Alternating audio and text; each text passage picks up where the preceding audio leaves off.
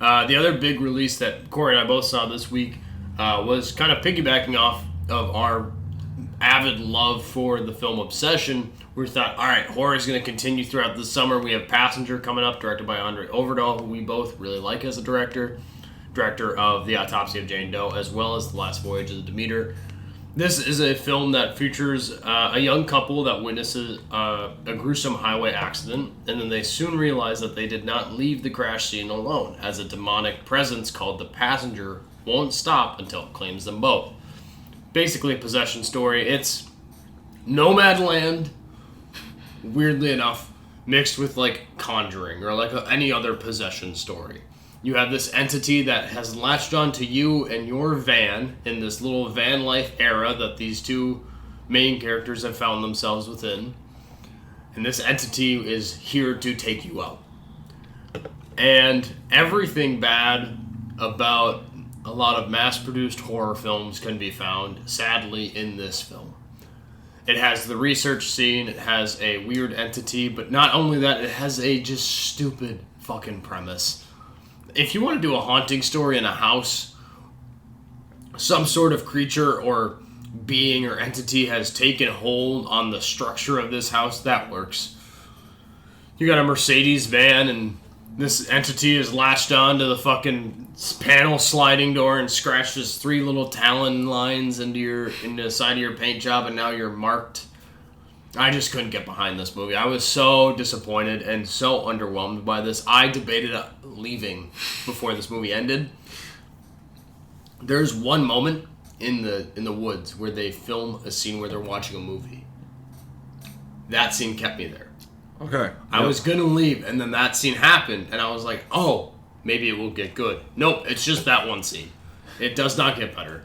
That scene, I was like, this is something. We have something to work with here. I was so underwhelmed by this. It was so disappointing and so unscary, and I almost laughed at this movie. It's just so bonkers and bullshit, and the characters are stupid, and just everything great about Obsession, it stays with Obsession. It did not carry over into this film, Passenger. I feel very similar. I'll disagree a bit just on the overall premise, because I think the trailers for this movie were okay.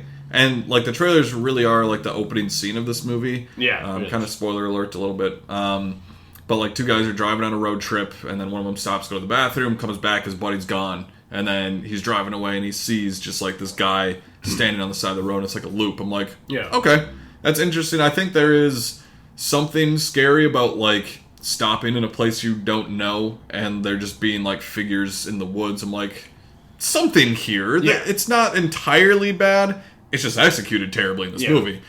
And it's just disappointing from Andre Overdahl, who I haven't seen Autopsy of Jane Doe, but Scary Stories to Tell in the Dark and Last Voyage of the Demeter, I think, are both, like, pretty good horror movies. They're not super scary, but I think, like, pretty solid. I like the atmosphere, especially, of Demeter. I think that just on the ship is really cool. So I was hoping he could carry that over here, but the couple in this movie, played by Jacob Scipio and Lou LaBelle, like, just not great screenplay, and also just not great acting. Like, I know Jacob Scipio, he's in like the most recent Bad Boys movies. I think he was his kid. Was that him? That's where he's from. Will Smith's kid in those movies. I think he was in the Expendables something, 3 or 4. I don't know, one of them. But I never felt their relationship in this movie, because they just get engaged. And, you know, he really wants to have this van life, that Nomadland type thing you were talking about. And she's kind of like, yeah, I'm in love and want to do that, but, like, I'm not really for it. So that's, like, the main conflict. I just really didn't care. No. I was not interested in that at all. The dialogue is just, it's something we harp on a lot, but it's just explaining shit of just being like, oh, those are the 3 markings that we saw from that book that we just read, where those 3 markings mean that you're in danger. If it's like, no, we get it. We saw that scene. You don't have to explain it. We get it. And the biggest thing is, like, even if your story and your characters are bad, if you can have decent scares in a horror movie, then it can win me over a little bit. And beyond the initial opening scene of the movie, which I thought was okay, and that projector scene in the woods, I thought was interesting, like, using the movie projector to look around. I think it's Roman Holiday, the movie that's playing. Watching, yeah. I actually haven't seen it, but Like that was an interesting to like use that as a flashlight and like do more stuff like that. That was cool. Yeah.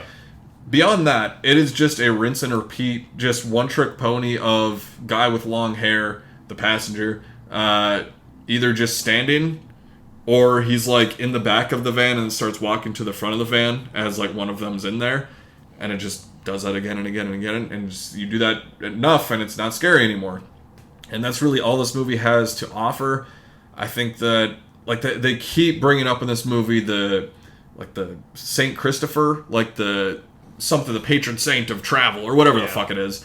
And it's like you can have these little medallions to ward them off, and not a cross. This little medallion for Saint Christopher, which this random gas station has like 45 of them for some reason. They're like, hell yeah, we'll buy all of them. Thank you. And then they go to a church at the end, and they're trying to kill the entity, whatever. It's just such a nothing movie to me.